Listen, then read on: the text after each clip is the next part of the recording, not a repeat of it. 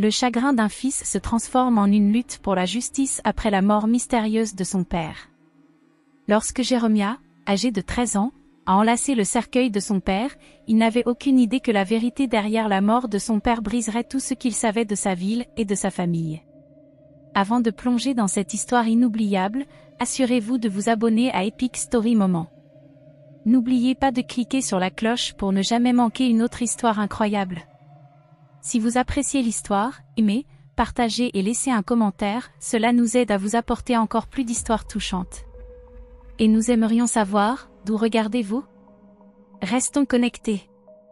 La pluie tombait doucement, crépitant contre la canopée des parapluies noirs rassemblés autour de la tombe.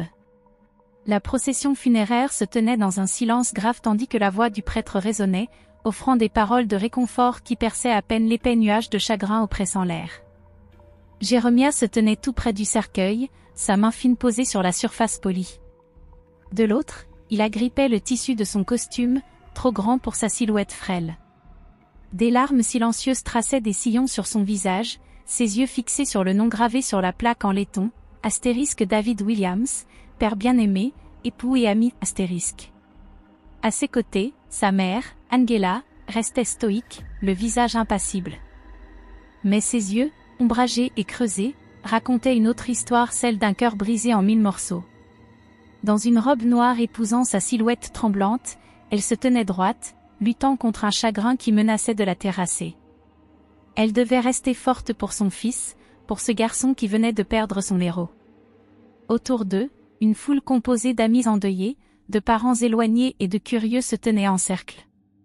Des murmures flottaient comme des fantômes parmi les présents, leur ton feutré alourdi de suspicion. Tout le monde savait que la mort de David n'était pas qu'un simple accident. C'était un homme de principe, un leader communautaire qui affrontait les injustices que d'autres redoutaient de dénoncer. Il s'était fait des ennemis puissants et désormais, il n'était plus. L'esprit de Jérémia bouillonnait tandis qu'il fixait le cercueil. Les souvenirs de son père l'assaillaient, la chaleur de son rire, la force de son étreinte, et cette façon qu'il avait de rester droit face à l'adversité. David lui avait toujours dit, « Bats-toi pour ce qui est juste, même quand c'est difficile. » Mais maintenant, David n'était plus, et le garçon ne comprenait pas pourquoi quelqu'un d'aussi bon que son père avait subi une fin si tragique. La voix du prêtre s'effaça alors que les pensées du garçon l'absorbaient. Du coin de l'œil, il remarqua une silhouette isolée du reste de la foule, le shérif Hank Lawson. Vêtu de son uniforme, le visage sombre, il tenait son chapeau respectueusement contre sa poitrine. L'estomac de Jérémia se noua à sa vue. Hank avait toujours semblé gentil, mais sa mère ne lui faisait pas confiance. Elle avait mis Jérémia en garde plus d'une fois de ne pas s'approcher de lui. Il fait partie du système, avait-elle dit, amère. Le même système qui a abandonné ton père. Jérémia ne savait pas quoi croire. Le shérif Lawson avait toujours montré du respect envers son père, mais les rumeurs qui circulaient en ville peignaient une histoire plus sombre, celle d'arrangements en coulisses et d'une justice sélective. Le shérif avait-il détourné les yeux face aux menaces contre David? Était-il complice ou simplement impuissant? Le poids de ces questions écrasait les frêles épaules du garçon, se mêlant à la tristesse écrasante qui menaçait de l'engloutir. Il leva les yeux vers sa mère, qui fixait droit devant elle, les lèvres pincées. Elle avait toujours été son pilier, mais même elle semblait sur le point de s'effondrer. Le bruit du cercueil descendu dans la terre ramena Jérémia au présent. Il regarda le catafalque disparaître, englouti par la terre. La finalité de l'instant le frappa comme un coup physique, et ses jambes vacillèrent. Angela tendit la main instinctivement, posant une main sur son épaule. « Ça va aller » murmura-t-elle, bien que sa voix tremblât. « Nous surmonterons cela. » Alors que la foule commençait à se disperser, Jérémia capta des bribes de conversation qui firent courir un frisson glacé dans son dos. « David ne méritait pas ça » marmonna un homme. « Un accident ? » « Bien sûr que non » chuchota un autre. « Quelqu'un devrait faire quelque chose, mais personne ne le fera. Pas dans cette ville. » Jérémia serra les poings. Les mots résonnaient dans son esprit, se mêlant à ses propres questions et frustrations. Qui était responsable de la mort de son père? Pourquoi personne ne l'avait empêché? La douleur de la perte se transforma en quelque chose de nouveau, un besoin brûlant de réponse, de justice. Tandis qu'il marchait avec Angela vers leur voiture, Jeremiah jeta un dernier coup d'œil par-dessus son épaule. Le shérif Lawson se tenait toujours près de la tombe, son expression indéchiffrable. Un instant, leurs regards se croisèrent. Le shérif hocha légèrement la tête, presque imperceptiblement, avant de s'éloigner. Jeremiah ne savait pas si ce geste se voulait rassurant ou méprisant. Tout ce qu'il savait, c'était que quelque chose dans la mort de son père ne collait pas. Et, malgré sa peur, il ne pouvait pas l'ignorer. Alors que les derniers endeuillés s'éloignaient du cimetière, Jeremiah restait immobile, près de la terre fraîchement retournée. Sa mère l'appela doucement, mais il ne bougea pas. Il n'était pas encore prêt à partir. Parmi la foule, un vieil homme au visage buriné et appuyé sur une canne s'approcha lentement, jetant des regards furtifs autour de lui, comme pour s'assurer que personne ne regardait. « Ton père était un homme courageux », murmura l'homme d'une voix grave et rauque. « Trop courageux pour une ville comme celle-ci. » Jeremiah se tourna vers lui, la confusion dansant sur son visage strié de larmes. « Qu'est-ce que vous voulez dire ?» L'homme se pencha, sa voix baissant encore d'un ton. « Ce n'était pas un accident, garçon. Ton père posait des questions qu'il n'aurait pas dû poser. Certaines personnes n'ont pas aimé ça. » Avant que Jeremiah puisse en demander davantage, l'homme se redressa, lui adressa un bref hochement de tête, puis s'éloigna, laissant le garçon figé sur place. Les paroles tournaient en boucle dans son esprit, leurs implications glaçant son sang. Sur le chemin du retour, Jeremiah fixait la fenêtre, son esprit en ébullition. Angela conduisait en silence, ses mains crispées sur le volant. Le poids de la journée pesait entre eux, lourd et non dit. Plus tard ce soir-là, tandis qu'Angela préparait le dîner, Jeremiah ne put retenir ses pensées plus longtemps. Adossé au comptoir de la cuisine, il parla d'une voix hésitante mais déterminée. « Maman, tu crois que c'était un accident ? La mort de papa, je veux dire. » Angela s'arrêta net, dos à lui. Un long moment passa sans qu'elle ne réponde. Lorsqu'elle se retourna enfin, ses yeux étaient méfiants, mais une autre émotion transparaissait, la peur. « Tu ne devrais pas poser ce genre de questions, » dit-elle d'une voix basse. « Ça ne changera rien. » Mais... Jeremiah.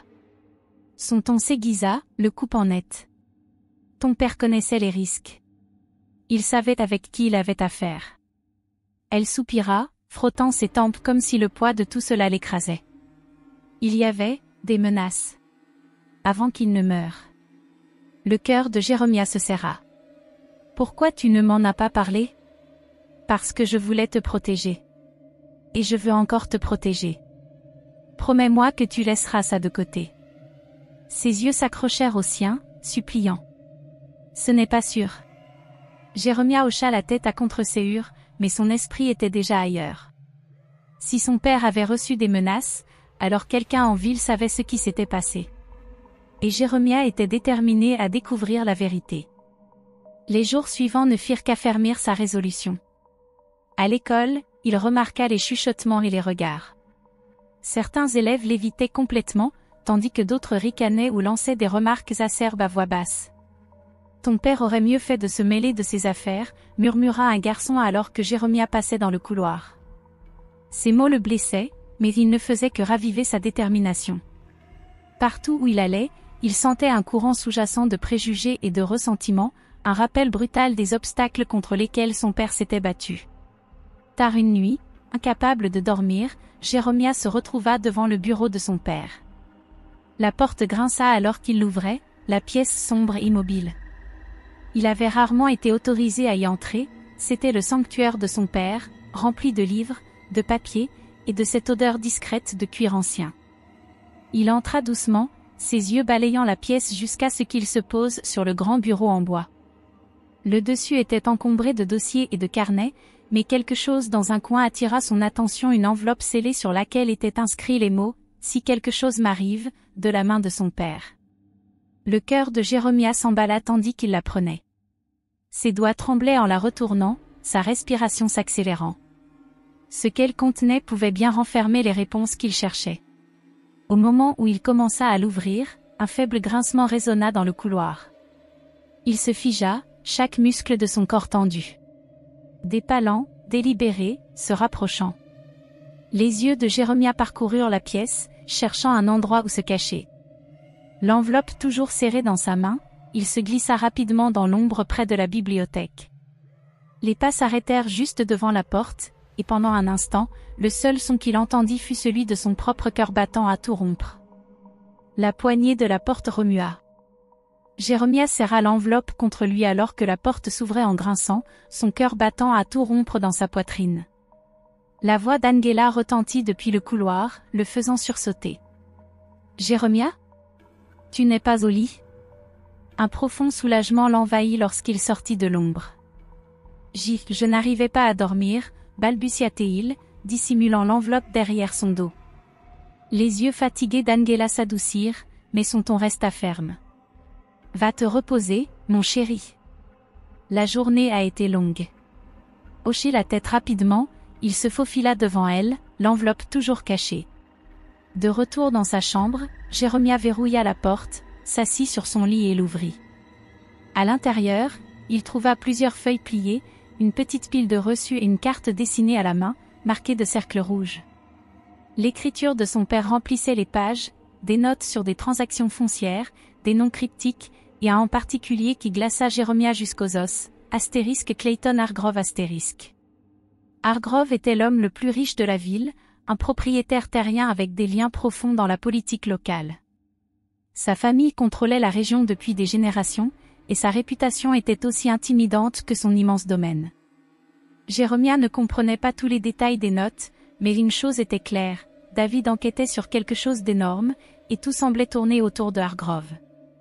La carte indiquait plusieurs endroits, mais l'un d'eux, à la lisière de la ville, attira particulièrement son attention, une zone isolée, au cœur des bois. La curiosité de Jérémia brûlait, mais l'idée de se confronter à quelqu'un d'aussi puissant qu'Hargrove lui donnait des frissons. Il plia soigneusement les documents et les cacha sous son matelas avant de se glisser dans son lit, son esprit tourmenté par 1000 pensées. Le lendemain matin, Jérémia se réveilla pour découvrir sa chambre en désordre. Ses tiroirs étaient ouverts, des vêtements éparpillés sur le sol, et son matelas avait été déplacé. La panique monta en lui alors qu'il cherchait l'enveloppe, qu'il trouva toujours bien cachée à l'endroit où il l'avait laissée. Celui qui avait fouillé n'avait rien trouvé. Au petit déjeuner, les yeux perçants d'Angela remarquèrent immédiatement son comportement distrait. « Qu'est-ce qui se passe, Jérémia ?» demanda-t-elle en posant sa tasse de café. « Rien » marmonna-t-il, évitant son regard. La voix d'Angela se durcit. « Ne me mens pas. » Jérémia hésita, puis confessa une partie de la vérité. « J'ai trouvé des papiers dans le bureau de papa. Il enquêtait sur quelque chose avant de mourir. » Le visage d'Angela pâlit. Elle se pencha vers lui, sa voix basse et pressante. « Tu dois laisser ça de côté, Jérémia. Je t'ai dit que c'était dangereux. » « Mais si c'est lié à ce qui lui est arrivé, » protesta-t-il, sa frustration éclatant. Des larmes emplirent les yeux d'Angela tandis qu'elle secouait la tête. « Tu ne comprends pas ? Ceux qui ont fait ça à ton père n'hésiteront pas à s'en prendre à toi. Promets-moi que tu laisseras tomber. » Jérémia ne pouvait se résoudre à faire cette promesse. Au lieu de cela, il hocha la tête en silence, espérant apaiser ses inquiétudes. Plus tard dans la journée, Jérémia décida de se confier à son meilleur ami, Noah. Noah était l'une des rares personnes en ville à le traiter comme un égal, malgré les tensions sous-jacentes qui entouraient souvent leur amitié. Lorsque Jérémia lui montra la carte et les notes, le visage de Noah blêmit. « Mon père travaille pour Hargrove » murmura-t-il, presque inaudible. « S'il découvre que je suis impliqué. »« J'ai besoin de ton aide, Noah » implora Jérémia. « Je ne peux pas faire ça tout seul. » Après une longue hésitation, Noah hocha la tête à contre-séhure. « D'accord. Mais il faut être prudent. » Ce soir-là, les deux garçons enfourchèrent leur vélo, suivant la carte jusqu'au lieu indiqué, au cœur des bois. L'air se rafraîchissait à mesure qu'ils s'éloignaient de la ville, et les arbres devenaient de plus en plus denses autour d'eux. Lorsqu'ils atteignirent l'endroit marqué, ils découvrirent une cabane dissimulée, partiellement cachée par des buissons envahissants et des lianes. La cabane était vieille et délabrée, ses fenêtres recouvertes de crasse. Le pouls de Jérémia s'accéléra alors qu'il poussait la porte, les gonds rouillés émettant un grincement strident. À l'intérieur, l'air était moisi, et la faible lumière de leur lampe de poche révéla des papiers éparpillés, de vieux outils et une boîte métallique verrouillée. Jérémia s'agenouilla et commença à fouiller dans les papiers, ses mains tremblantes. Parmi eux, il trouva des photographies, des images floues de personnes échangeant ce qui semblait être de l'argent et des documents. Le faisceau de sa lampe torche s'arrêta sur un visage, et sa respiration se bloqua. C'était Clayton Hargrove *. C'est quoi cet endroit, chuchota Noah, sa voix tremblante. Jérémia ne répondit pas. Ses mains se déplacèrent vers la boîte verrouillée, dont le loquet était partiellement cassé. Avec effort, il parvint à l'ouvrir, révélant d'autres documents et quelque chose qui fit courir un frisson glacé le long de son échine, un petit sac rempli de balles non marquées et un registre contenant des paiements détaillés. Avant que Jérémia ne puisse comprendre ce qu'il tenait entre les mains, un bruit à l'extérieur les fit se figer. Des pas lourds et délibérés. Les yeux de Jérémia s'agrandirent d'horreur alors que la porte commença à s'ouvrir en grinçant. Jérémia retint son souffle alors que la porte s'ouvrait en grinçant. Lui et Noah se plaquèrent dans l'ombre de la cabane, leur cœur battant à tout rompre. Une silhouette pénétra à l'intérieur, se découpant dans la faible lumière lunaire filtrant à travers les planches cassées. Des bottes lourdes crissèrent sur le plancher en bois, et un faisceau de lampes torches balaya la pièce. Les garçons échangèrent un regard silencieux, empreint de panique. Lentement, Jérémia attrapa les photos et les documents qu'ils avaient découverts, les fourrant dans son sac à dos avec des mains tremblantes. L'intrus restait immobile, marmonnant dans sa barbe tout en avançant plus profondément dans la cabane. Saisissant leur chance, les garçons se précipitèrent hors de la porte et s'enfoncèrent dans les bois, leurs pieds frappant le sol à toute vitesse.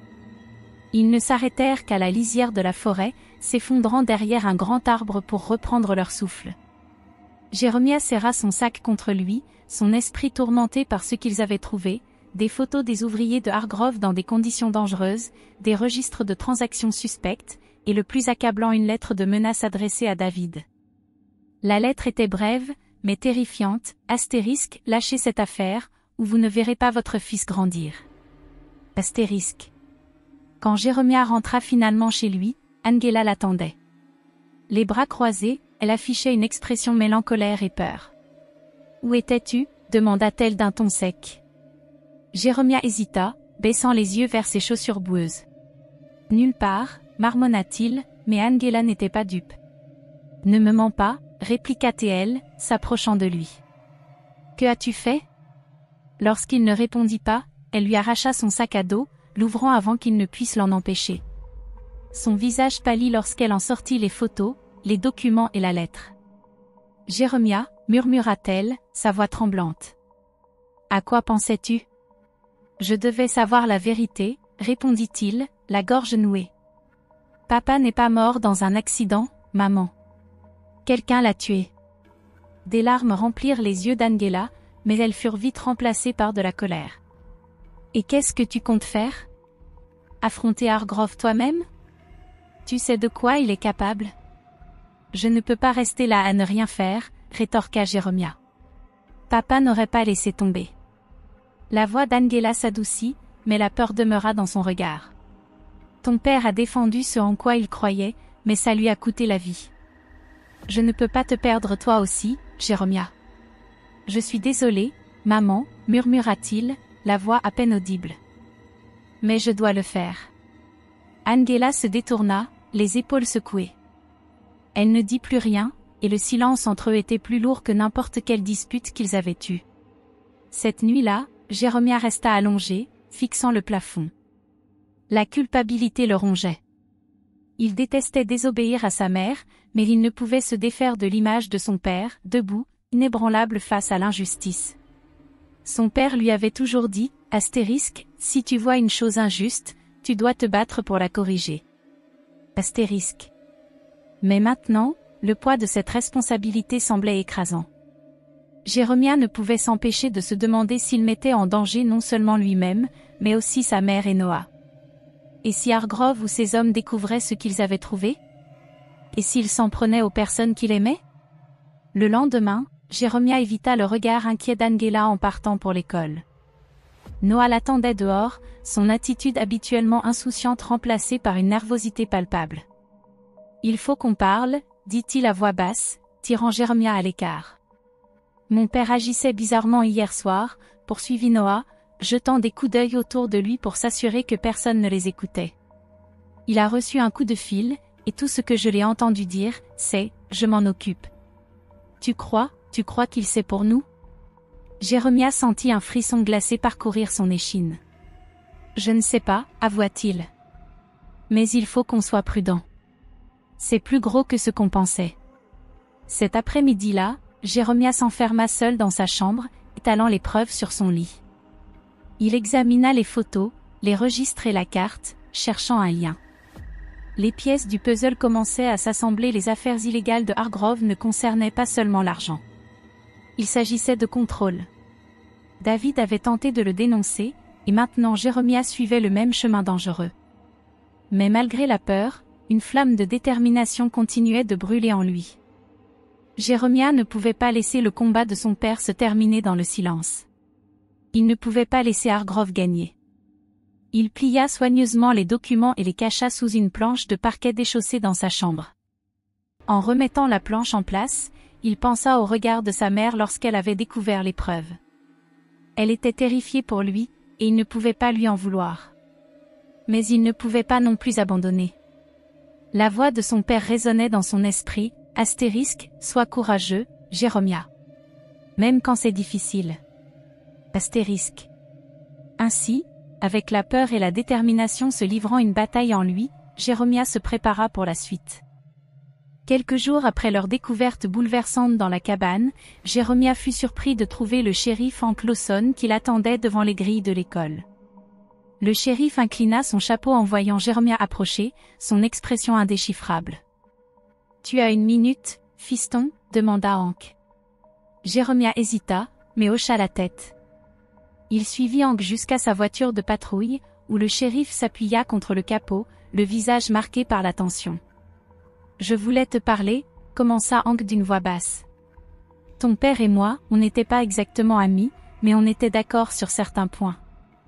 Il m'avait parlé des ennuis qu'il causait avant de partir. » La poitrine de Jeremiah se serra. « Pourquoi ne l'avez-vous pas aidé ?» Hank soupira, ôtant son chapeau et passant une main dans ses cheveux clairsemés. « Tu crois que je n'en avais pas envie ? Tu crois que je ne veux pas justice pour David ? Mais cette ville ne fonctionne pas avec ce qui est juste, Jeremiah. Elle fonctionne avec le pouvoir, et Hargrove en a plus que je n'en aurai jamais. Alors quoi ? Vous le laissez s'en tirer ? » La mâchoire du shérif se crispa, et pendant un instant, une lueur de honte traversa son visage. « Parfois, il faut choisir ses batailles, gamin. J'essaie de rassembler assez de preuves pour qu'elles tiennent, mais à chaque fois que je m'approche, tout disparaît. Les gens changent leur version, les dossiers s'évaporent, c'est comme essayer de combattre de la fumée. » Les yeux de Jeremiah se plissèrent. « Vous avez peur de lui. »« J'ai peur de ce qu'il fait à ceux qui s'opposent à lui, » admit Hank. « Mais je ne suis pas là pour te faire la morale. Je veux juste que tu sois prudent. Quoi que tu penses avoir contre Hargrove, c'est dangereux. Et il n'hésitera pas à s'en prendre à un gamin. » Jeremiah ne répondit pas. Il se retourna simplement et s'éloigna, les poings serrés. L'avertissement de Hank ne fit qu'alimenter sa frustration. Ceux qui étaient censés protéger sa famille avaient échoué, et maintenant, c'était à lui de réparer les choses. Plus tard dans la soirée, Jeremiah retrouva Noah derrière l'ancien terrain de jeu où ils traînaient quand ils étaient enfants. La tension sur le visage de Noah était impossible à ignorer. « Mon père agit bizarrement », dit Noah, la voix tremblante. « Il passe des coups de fil en secret, et je l'ai entendu parler de témoins. »« Qu'est-ce qu'il a dit ?» insista Jeremiah. Noah jeta des regards nerveux autour de lui, baissant la voix. « Je pense que Hargrove a acheté le silence de Jean après la mort de ton père. Il y a une rumeur qui circule, quelqu'un aurait vu ce qui s'est passé, mais il s'est tu très vite après une visite des hommes de Hargrove. » L'estomac de Jeremiah se noua. « Tu sais qui c'était ?» Noah secoua la tête. « Non, mais, si mon père découvre que je t'aide, c'est fini pour moi, Jeremiah. Il ne me laissera même plus sortir de chez moi. »« Je comprends, » dit Jérôme en posant une main sur l'épaule de Noah. Si tu veux arrêter, je ne t'en voudrais pas. Noah hésita, puis secoua la tête. Non. Je suis avec toi. Mais, soyons malins, d'accord? Quand Jérôme rentra chez lui ce soir-là, Angela l'attendait dans le salon, un vieil album photo à la main. Son expression était douce, mais fatiguée. Assieds-toi, Jérôme, dit-elle. Curieux mais méfiant, il s'assit à côté d'elle sur le canapé. Angela ouvrit l'album, révélant des photos d'elle et de David datant de plusieurs années. Sur l'une d'elles, ils se tenaient ensemble lors d'un rassemblement, tenant des pancartes où l'on pouvait lire astérisque justice pour tous astérisque. C'est ce jour-là que j'ai su que j'aimais ton père, dit Angela, sa voix empreinte de tristesse. Il avait cette flamme en lui, cette conviction que, peu importe à quel point les choses étaient difficiles, on pouvait rendre le monde meilleur si on continuait à se battre. Elle tourna la page pour dévoiler une autre photo, cette fois de David tenant un Jérôme nouveau-né. Quand tu es né, il a dit que tu étais la meilleure chose qu'on ait jamais faite. Il voulait tellement pour toi, Jérôme. Une vie meilleure, un monde plus sûr. Des larmes remplirent ses yeux alors qu'elle refermait l'album. C'est pour ça que j'ai si peur pour toi. Je l'ai perdu parce qu'il ne voulait pas reculer, et je ne peux pas te perdre toi aussi. Jérôme sentit une boule se former dans sa gorge. Maman, je fais ça pour lui. Pour nous. Je ne peux pas laisser ce qui est arrivé à papa sans réponse. Angela posa une main sur sa joue, son geste à la fois chaleureux et tremblant. Promets-moi juste que tu seras prudent. Que tu réfléchiras à ce qui vaut la peine d'être risqué, et à ce qui ne l'est pas. Jérôme hocha la tête, même si, au fond de lui, il savait qu'il n'y aurait pas de retour en arrière. Alors qu'Angela s'éloignait, il baissa les yeux sur l'album photo, sa résolution se renforçant. Son père s'était battu pour la justice, et maintenant, c'était à son tour. Jérôme et Noah étaient assis dans un coin faiblement éclairé d'un vieux dîner, l'enveloppe de preuves posée entre eux sur la table collante.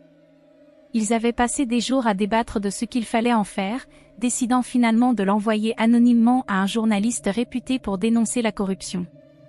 Noah était nerveux, sa jambe tremblant sous la table. Ça doit marcher, murmura Noah, sa voix à peine audible. Ça marchera, répondit Jérôme, bien que sa confiance vacillât. Une fois qu'ils verront ce qu'on a, ils n'auront pas le choix d'enquêter. Les garçons quittèrent le dîner et se dirigèrent vers le point de dépôt convenu, un bureau de poste abandonné à la périphérie de la ville. Jérôme glissa l'enveloppe dans une boîte aux lettres cabossée, leur contact devant la récupérer dans l'heure. Mais alors qu'ils s'éloignaient, des phares apparurent au loin, perçant l'obscurité. Le grondement d'un moteur se fit de plus en plus fort, et un SUV noir se mit à les suivre. « Ne te retourne pas » murmura Jérôme en accélérant le pas. La voix de Noah tremblait. « Qu'est-ce qu'on fait ?»« Reste calme, » dit Jérôme, bien que son propre cœur battît à tout rompre. « On va passer par l'allée. » Les garçons s'engouffrèrent dans une ruelle étroite, mais le SUV s'arrêta brusquement, et deux hommes en sortirent, leurs visages masqués par l'ombre. Jérôme et Noah sprintèrent vers l'autre bout de la ruelle, leur souffle court. Ils ne cessèrent de courir que lorsqu'ils atteignirent une rue bondée, se mêlant à la foule. En arrivant chez Noah, il tremblait encore. Il savait, dit Noah en faisant les 100 pas dans la pièce. Il savait pour l'enveloppe. Comment ils ont su? Jérôme ne répondit pas. Son esprit s'agitait, essayant de rassembler les morceaux des récents événements. Quelqu'un les avait trahis, mais qui? Le lendemain matin, Jérôme était assis seul dans sa chambre, fixant les photos et documents toujours cachés sous les lattes du plancher. L'enveloppe n'était qu'un leurre, mais les hommes qui les avaient suivis l'ignoraient. Pourtant, quelqu'un proche d'eux avait révélé leur plan. Les pensées de Jérôme se tournèrent vers Hank. Le shérif l'avait averti des dangers de s'en prendre à Hargrove. Essayait-il de le protéger ou jouait-il sur deux tableaux? Et puis, il y avait le père de Noah, qui travaillait directement pour Hargrove. Avait-il surpris quelque chose? Une vague de méfiance envahit Jérôme. Il décida de confronter Hank, mais en approchant du poste de police, il s'arrêta net. À travers la fenêtre, il aperçut Hank en pleine discussion animée avec un homme en costume, l'un des principaux associés de Hargrove. L'expression de Hank était difficile à déchiffrer, mais le voir serrer la main de cet homme fit monter une colère mêlée de trahison en Jeremiah. Il fit demi-tour, la poitrine serrée par la confusion. En rentrant chez lui, son cœur s'arrêta. La porte d'entrée était entr'ouverte, et la maison baignait d'un silence inquiétant. Il entra, scrutant le salon. Les meubles étaient renversés, les cadres photos brisés au sol. « Maman » appela-t-il, la panique montant. Angela apparut dans la cuisine, le visage pâle et marqué. « Jeremiah » commença-t-elle, sa voix tremblante. Il suivit son regard jusqu'au mur, où un message était griffonné à la peinture rouge. Astérisque astérisque, lâche l'affaire, ou tu es le prochain. Astérisque astérisque. Les jambes de Jeremiah flanchèrent, et il s'appuya contre l'encadrement de la porte pour ne pas tomber. Angela attrapa son bras, sa prise ferme malgré ses mains tremblantes. Ça doit s'arrêter, Jeremiah, implora-t-elle. Il ne plaisante pas. Jeremiah fixa le message, son cœur battant à tout rompre. Le combat était devenu personnel, et les enjeux n'avaient jamais été aussi élevés. La menace peinte à la bombe hantait l'esprit de Jeremiah comme un nuage sombre, mais au lieu de l'effrayer, elle renforça sa détermination. Il passa la journée suivante à examiner les documents cachés sous le plancher de sa chambre, cherchant quelque chose, n'importe quoi, qui pourrait lui donner une nouvelle piste. C'est alors qu'il le trouva, un nom griffonné dans un coin d'un reçu. Astérisque William Carter, astérisque. Jeremiah ne reconnaissait pas ce nom, mais le reçu était lié à l'une des entreprises de Hargrove. Décidé à en savoir plus, il se rendit discrètement à la bibliothèque locale pour utiliser un ordinateur public. Après des heures de recherche, il découvrit une connexion. William Carter était un cadre intermédiaire dans l'entreprise de construction de Hargrove. Il avait quitté son poste brusquement il y a 6 mois, à peu près au moment où David avait commencé son enquête. Avec un mélange de nervosité et de détermination, Jeremiah remonta la piste de Carter jusqu'à un motel délabré en périphérie de la ville. L'homme qui ouvrit la porte semblait épuisé, ses yeux cernés et ses cheveux en désordre. Il sursauta lorsque Jeremiah se présenta. « Je ne sais pas de quoi tu parles » dit Carter en essayant de refermer la porte. « S'il vous plaît » implora Jeremiah en bloquant la porte avec son pied. Mon père, c'était David Freeman. Il essayait de révéler la vérité sur Hargrove, et maintenant il est mort. Je pense que vous savez pourquoi. Carter se figea, jetant un regard nerveux autour du parking avant de tirer Jeremiah à l'intérieur. Tu ne devrais pas être ici, siffla-t-il. Je n'ai pas le choix, répondit Jeremiah. Vous savez quelque chose. Ça se voit sur votre visage. Carter soupira, s'affalant sur le bord du lit. Ton père, il était le seul à avoir assez de courage pour défier Hargrove. J'ai essayé de l'aider, mais quand ils m'ont découvert, j'ai fui. Je suis désolé, gamin. J'aurais dû faire plus. Jeremiah posa le reçu sur la table. Vous pouvez encore faire quelque chose. Témoigner. Parler publiquement. Le rire de Carter était amer. Tu ne comprends pas, hein? Hargrove contrôle cette ville. Les flics, les juges, ils sont tous dans sa poche. Tu crois que quelqu'un va m'écouter? Avant que Jeremiah ne puisse répondre, on frappa à la porte. Le visage de Carter pâlit, et il fit signe à Jeremiah de se cacher. En jetant un coup d'œil à travers le rideau, Jeremiah vit une silhouette familière devant la porte, Angela. Quand Carter ouvrit, Angela entra brusquement, ses yeux étincelants de colère. Jeremiah, sors de là. Maintenant. Pris au dépourvu, Jeremiah sortit de derrière le rideau. Maman, Tu pensais que je ne remarquerais pas que tu sortais en cachette, s'exclama-t-elle. Tu as de la chance que je t'ai suivi. Angela se tourna vers Carter, son expression s'adoucissant légèrement. Je sais que vous avez peur, monsieur Carter. Croyez-moi, je comprends. Mais fuir ne fera pas disparaître tout ça. Mon mari n'est pas mort pour rien, et je ne laisserai pas son héritage s'éteindre ici. Carter regarda Angela et Jeremiah, ses épaules s'affaissant. Même si je voulais aider, Hargrove me tuerait avant que je ne puisse faire quoi que ce soit. Pas si nous le démasquons en premier, dit Angela avec fermeté. Vous n'êtes plus seul. Nous pouvons faire ça ensemble. Carter hésita avant de hocher la tête, son visage trahissant un mélange de peur et d'espoir. Il y a quelque chose que vous devez savoir, dit-il. Hargrove paie les flics depuis des années. Hank Lawson? Il est dans sa poche. Comme la moitié des adjoints de la ville. Le cœur de Jeremiah se serra. Hank a menti tout ce temps? Carter hocha la tête. Il joue les bons gars, mais il est aussi corrompu que les autres. La mâchoire d'Angela se crispa. Alors on commencera par lui. Si on peut faire tomber les hommes de main de Hargrove, le reste suivra. Jeremiah regarda sa mère avec un nouveau respect. Pour la première fois, il la vit non seulement comme quelqu'un qui cherchait à le protéger, mais comme quelqu'un prêt à se battre. Cette nuit-là, en quittant la chambre de Carter, Jeremiah ressentit un regain de détermination. Avec Angela à ses côtés et un nouvel allié prêt à témoigner, ils étaient plus proches que jamais de révéler la vérité. Mais ils ne pouvaient se défaire de l'impression que le combat ne faisait que commencer et que le véritable danger était encore à venir. La détermination de Jeremiah s'était renforcée après la confession de Carter. En s'éloignant du motel, il ressentit une vague de responsabilité l'envahir. Pour la première fois depuis la mort de son père, il n'était plus simplement un garçon cherchant des réponses, il devenait un leader. Le poids de cette réalisation n'échappa pas à Jeremiah, mais cela éveilla en lui une force qu'il ignorait posséder.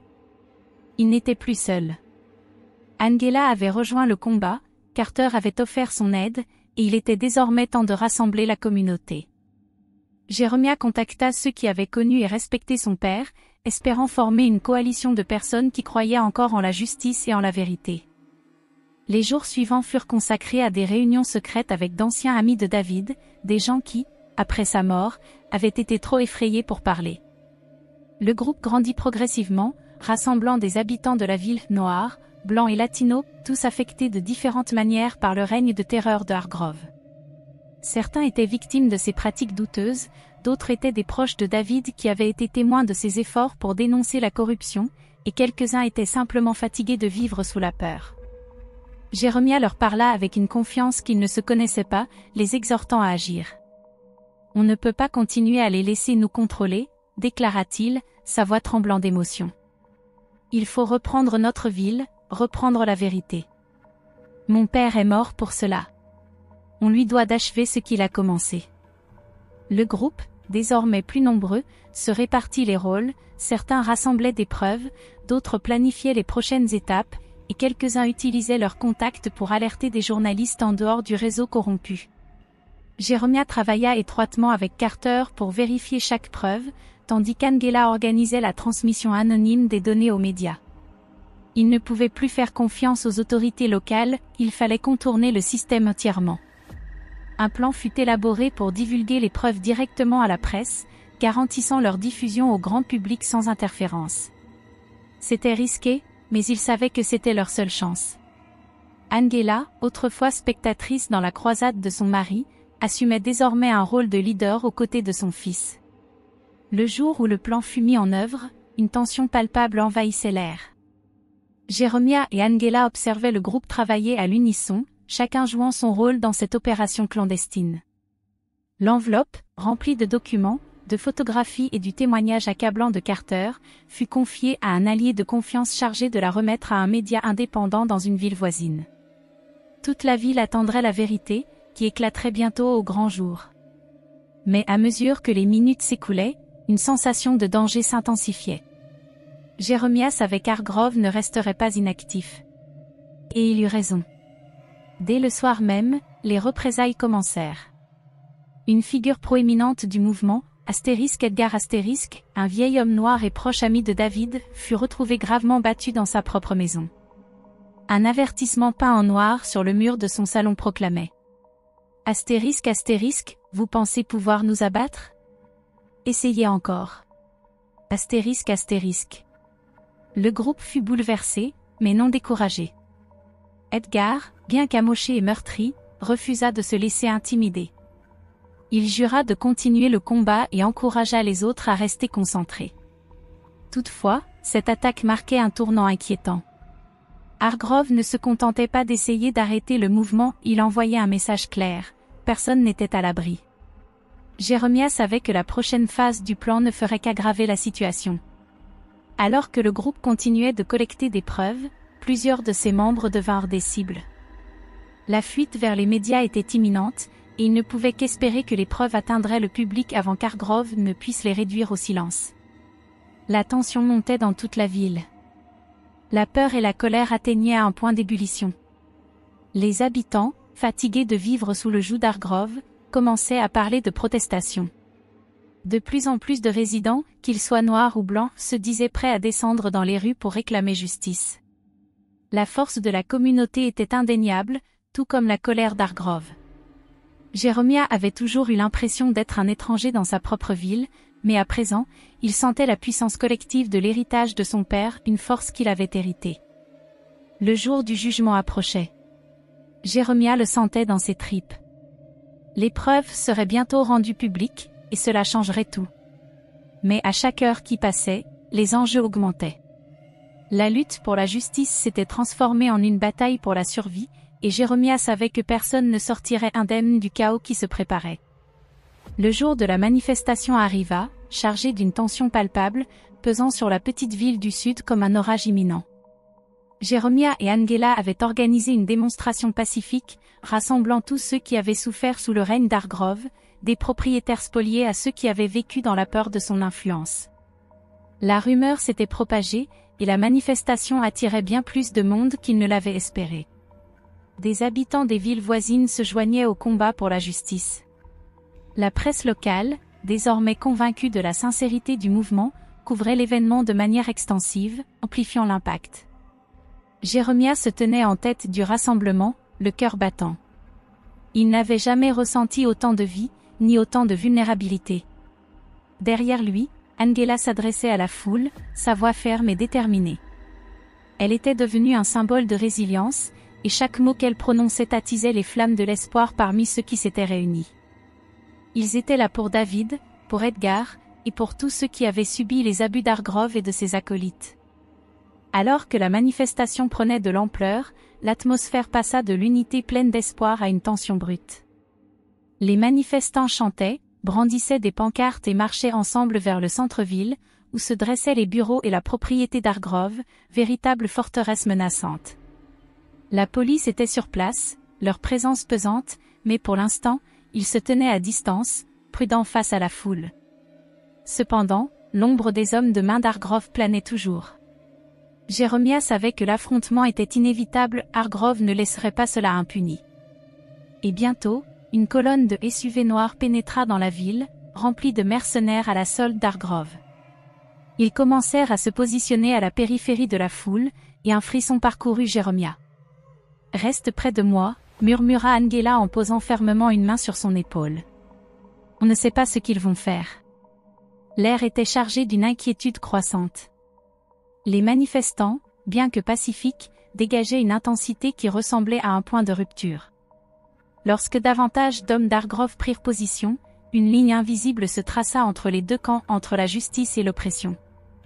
La tension atteignit son paroxysme, et il était clair que quelque chose allait céder. Et puis, cela arriva. Un jeune manifestant, emporté par sa colère et son adrénaline, franchit la ligne. Un simple coup d'épaule le propulsa dans le chemin d'un homme de main d'Hargrove, et ce fut suffisant. Les mercenaires se précipitèrent, attrapant les manifestants par le bras et les jetant au sol. Le chaos éclata. Le cœur de Jérémia s'emballa alors que sa mère le poussait en arrière, essayant de le protéger de la violence qui s'intensifiait autour de lui. Il trébucha, mais avant de pouvoir se redresser, il fut saisi par une poigne brutale. Un homme de main d'Hargrove l'avait attrapé par le col, le soulevant du sol. Sa respiration se bloqua dans sa gorge. Pendant un instant, le monde sembla figé. Il était face à un homme prêt à le faire taire, par tous les moyens. « Lâchez-le » cria Angela, bousculant la foule pour atteindre son fils. Mais l'homme ne desserra pas son emprise, la renforçant plutôt, ses yeux brûlants de rage. Alors que la situation semblait atteindre un point de rupture, une silhouette s'avança, quelqu'un que personne n'attendait. Le shérif Hank Lawson. Les yeux de Jérémia s'écarquillèrent d'incrédulité alors que Hank fendait le chaos, son insigne brillant au soleil. Pendant un instant, cela semblait irréel. Hank, qui avait toujours semblé faire partie du système corrompu qu'il méprisait, se tenait désormais contre les hommes qu'il avait autrefois protégés. « Lâchez ce garçon !» La voix de Hank retentit, ferme et autoritaire. L'homme de main hésita, pris au dépourvu par l'autorité soudaine du shérif. Hank ne broncha pas, ses yeux rivés sur ceux de l'homme avec une intensité qui surprit tout le monde. Finalement, l'homme relâcha Jeremiah, reculant avec un juron à peine audible. Jeremiah, haletant, retrouva pied, son cœur tambourinant dans sa poitrine. « Ça va ?» demanda Hank doucement, son regard toujours fixé sur les hommes qui encerclaient encore la manifestation. Jeremiah hocha la tête, l'esprit en ébullition. Il n'arrivait pas à croire ce qui venait de se passer. Hank venait-il vraiment de le sauver? Le même homme qui semblait indifférent, qui avait laissé le pouvoir d'Hargrove se développer dans l'ombre, avait finalement agi, quelque chose avait changé en lui. « Vous n'avez rien à faire ici », déclara Hank, son regard se durcissant en se tournant vers les mercenaires. « Partez, ou je vous arrête pour agression sur mineur. » Un silence tendu s'installa. Puis, un par un, les hommes d'Hargrove commencèrent à se retirer, conscients qu'ils ne pouvaient pas risquer une confrontation totale sous les yeux de tant de témoins. La foule, jusque-là silencieuse, éclata en acclamations, leur voix s'élevant en une vague de triomphe. Mais la tension ne diminua pas pour autant, elle ne fit que s'intensifier. Tandis que Hank quittait la scène, les manifestants savaient que le danger n'était pas écarté. Hargrove riposterait, mais c'était leur moment. Au fil de la journée, les médias commencèrent à diffuser les images de la manifestation, de la confrontation, et des preuves de la corruption d'Hargrove. Les éléments qu'ils avaient divulgués, combinés à la défection inattendue de Hank, firent la une, contraignant l'empire d'Hargrove à commencer à se fissurer sous la pression. Jeremiah se tenait droit aux côtés de sa mère, observant la ville qui semblait, pour la première fois, unie dans sa lutte pour la justice. Mais il savait que ce n'était que le début. La chute d'Hargrove était inévitable, mais le combat, lui, était loin d'être terminé. La vérité avait éclaté, et il n'y avait plus de retour en arrière. La nouvelle de l'arrestation d'Hargrove se répandit comme une traînée de poudre. Dans toute la ville, des quartiers les plus pauvres aux domaines les plus riches, l'annonce apporta un mélange de soulagement et d'incrédulité. L'homme qui avait contrôlé la ville, la façonnant à sa volonté par la peur et la manipulation, était enfin derrière les barreaux. C'était une victoire, non seulement pour Jeremiah et Angela, mais pour toute la communauté. La publication des preuves avait marqué un tournant décisif, chaque secret qu'Hargrove avait tenté de dissimuler était désormais exposé à la lumière. Des lanceurs d'alerte s'étaient manifestés, et leurs témoignages étaient accablants. Hargrove avait été arrêté, et son empire de corruption s'effondrait sous les yeux de la ville qu'il avait autrefois dominée d'une main de fer. Jeremiah se tenait devant le tribunal, entouré d'un petit groupe de partisans. Son cœur était rempli, mais une certaine lourdeur persistait. Le combat de son père avait été mené à bien, mais il avait eu un coup. Tant de personnes avaient souffert, et bien que l'arrestation fût une victoire, les cicatrices laissées par le règne d'Hargrove mettraient du temps à guérir. Angela était à ses côtés, les yeux brillants de larmes de fierté. « Nous l'avons fait », murmura-t-elle en serrant sa main. « Ton père aurait été fier. » Alors que la foule acclamait, leur joie résonnant dans les rues, Jeremiah ne pouvait s'empêcher de penser que cette victoire n'était qu'une partie d'un combat plus vaste. Il restait encore du travail à accomplir. Hargrove avait peut-être été vaincu, mais le système qu'il avait construit devait être démantelé, brique par brique. Dans les jours qui suivirent, la ville commença à se relever. Des personnes qui avaient trop longtemps eu peur de s'exprimer trouvèrent leur voix. Les dirigeants locaux complices des actions d'Hargrove furent appelés à rendre des comptes, et une nouvelle génération de leaders émergea des cendres de l'ancien ordre. Peu à peu, la ville commença à changer, se dirigeant vers un avenir que David avait rêvé, un avenir où la justice ne serait pas qu'un mot, mais une réalité pour tous. Cependant, le moment le plus inattendu survint lorsqu'Hank Lawson, le shérif qui avait autrefois été un obstacle à leur combat, fit son apparition au centre de la ville. L'homme qui était resté silencieux face à la corruption se tenait désormais prêt à répondre de ses propres échecs. Jeremiah avait entendu les rumeurs, mais voir Hank en personne, debout avec une expression solennelle, le frappa plus qu'il ne l'aurait imaginé. Le shérif s'approcha de lui, les yeux emplis de regret. Je dois dire quelque chose, commença Hank d'une voix basse. J'ai passé ma vie à essayer de me convaincre que je faisais ce qu'il fallait. Je pensais protéger les gens, mais je protégeais les mauvaises personnes. Ton père était un homme bien. Il s'est battu pour quelque chose de vrai, et j'étais trop lâche pour l'aider. Je l'ai laissé tomber, et je t'ai laissé tomber, toi aussi. Jeremiah croisa le regard de Hank, ses émotions mêlées. Une part de lui ressentait encore la douleur de l'inaction du shérif, mais une autre percevait autre chose, une reconnaissance. Hank n'était pas resté silencieux pour toujours. Désormais, il prenait la responsabilité de ses actes, une démarche que peu avaient osé entreprendre dans cette ville. Je ne sais pas si tu pourras me pardonner, poursuivit Hank, mais je vais passer le reste de ma vie à essayer de réparer mes erreurs. Je vais aider à reconstruire cette ville, et je m'assurerai que ce qui est arrivé à ton père ne se reproduise jamais. Jeremiah l'observa longuement, puis, lentement, il hocha la tête. Je ne sais pas si je peux te pardonner non plus, Hank. Mais je pense que tu es sur la bonne voie maintenant. C'est un début. À cet instant, l'atmosphère sembla changer, comme si le poids de nombreuses années d'injustice commençait enfin à se dissiper. La confession de Hank n'effaçait pas la douleur ni la perte, mais elle marquait le début d'un nouveau chapitre. Dans les jours qui suivirent, la ville se rassembla, avec de nouveaux leaders prenant les rênes et les anciens systèmes étant démantelés. Le tribunal devint un symbole de changement, et pour la première fois depuis longtemps, les habitants de la ville purent marcher dans les rues sans peur. Le processus de guérison avait commencé. Pour Jeremiah, le combat était loin d'être terminé, mais alors qu'il se tenait aux côtés de sa mère, regardant la communauté s'unir, il réalisa que l'héritage de son père avait survécu à travers le mouvement, à travers les personnes qui s'étaient battues pour la justice, et à travers le changement qui prenait maintenant racine. La vérité avait été révélée, et la justice avait triomphé. Ce n'était pas la fin du voyage, mais un puissant début. À la suite de l'arrestation d'Hargrove, alors que la ville retrouvait lentement son équilibre, Jeremiah commença à réfléchir au chemin qui les avait menés ici. Le triomphe de la justice avait été difficilement gagné, mais il était accompagné de coups émotionnels qui commençaient à peine à se poser dans son cœur. Jeremiah avait ressenti l'amertume de la trahison de ceux en qui il avait autrefois confiance.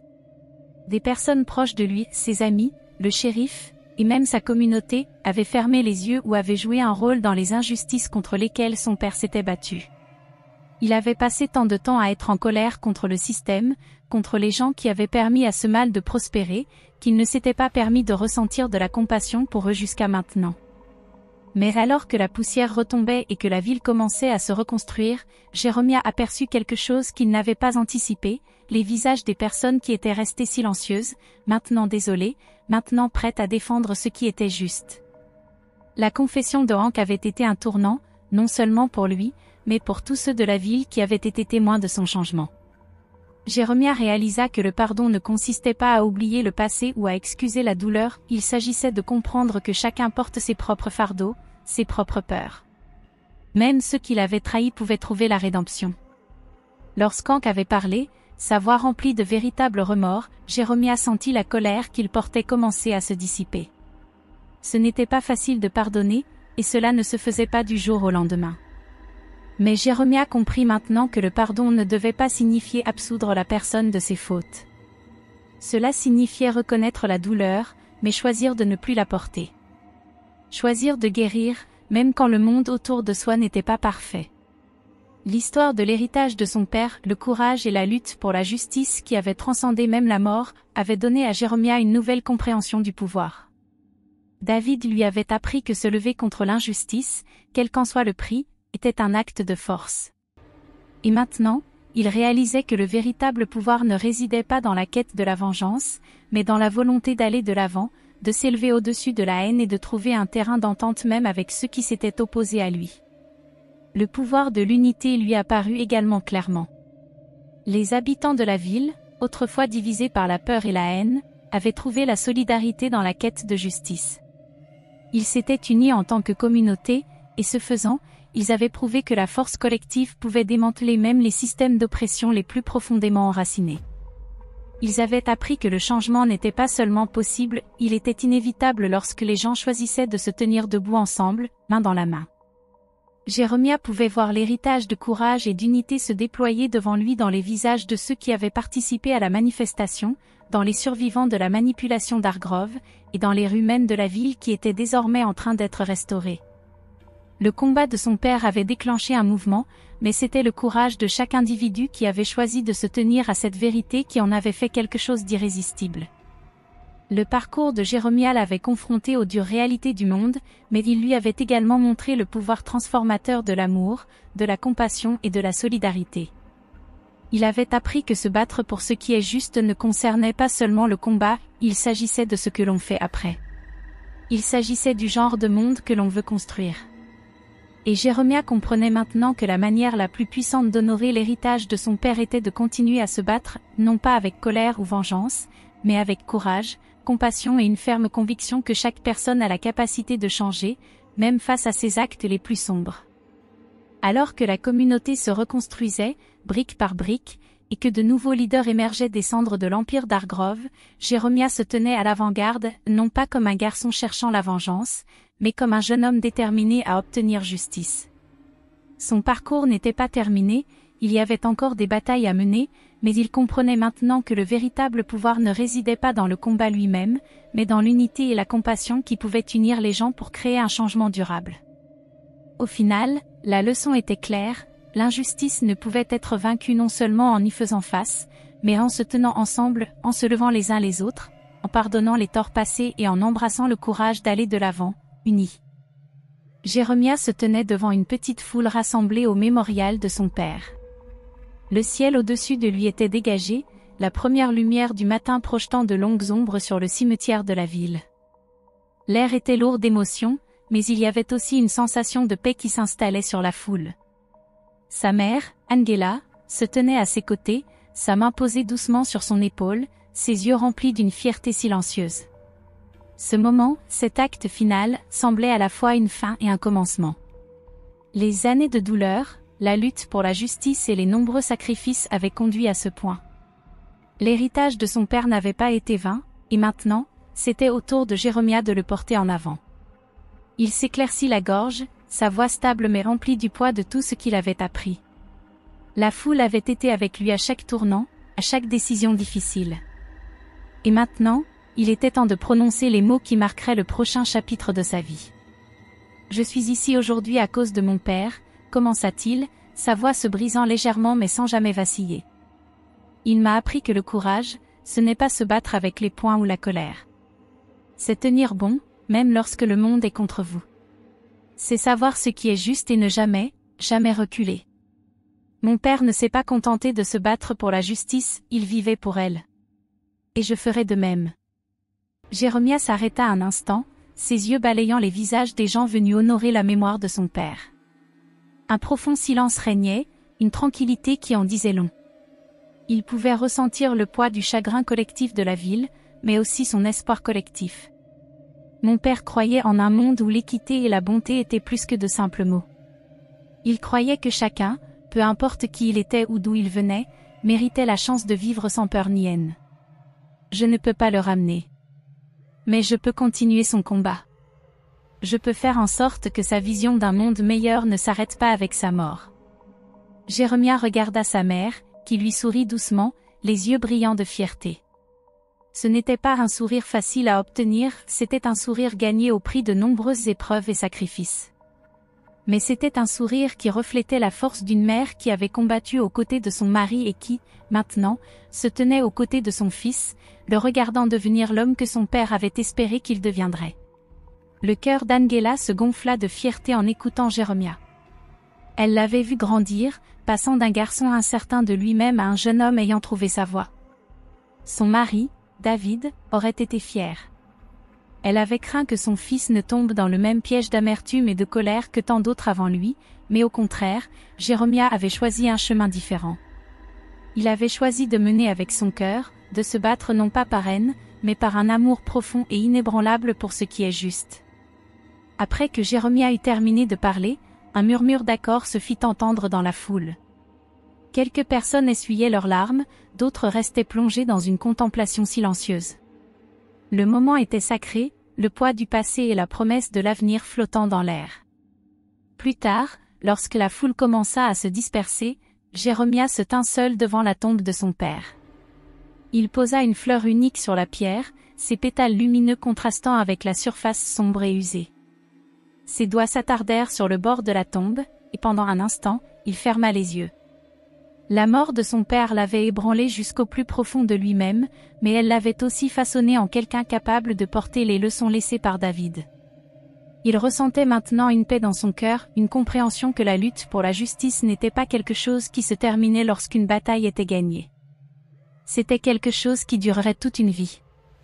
Alors qu'il se tenait là, regardant l'horizon, Jérémia ressentit un renouveau d'espoir.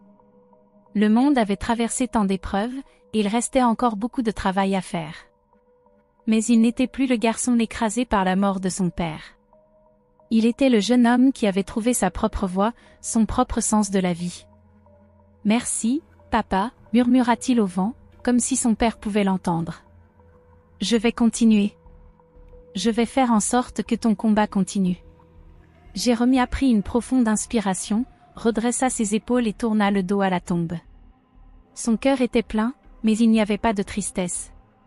Seulement de l'espoir. Seulement la conviction que, peu importe à quel point les choses pouvaient sembler sombres, la justice trouverait toujours son chemin. Et avec cela, il se tourna vers l'avenir, un avenir désormais rempli de possibilités, plein de sens, un avenir où l'héritage de son père vivrait non seulement dans la mémoire, mais dans la lutte continue pour la justice, l'équité et la conviction qu'un monde meilleur vaut toujours la peine d'être recherché.